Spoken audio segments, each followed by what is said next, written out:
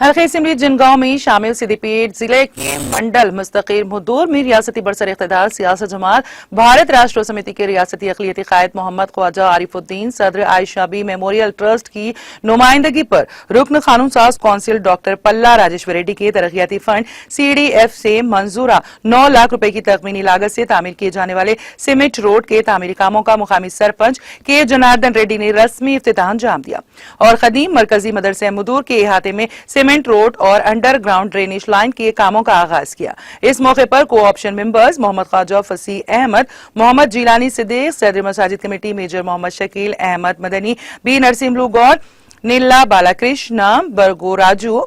साइलू, मोहम्मद शफीक अहमद, मोहम्मद ख्वाजा फरीद अहमद, नवीद और दूसरे मौजूद थे। इस मौके पर मुखातिब करते हुए सरपंच के जनार्दन रेड्डी, मोहम्मद ख्वाजा फसी अहमद, मेजर मोहम्मद शकील अहमद मदनी सदर कमेटी ने बताया कि सीमेंट रोड और मोरियों की तामीर से मुकामी आवाम को काफी सहूलत और कचरा और गंदगी से पाक अतराफ और इकनाफ के माहौल को रखने में सहूलत होगी।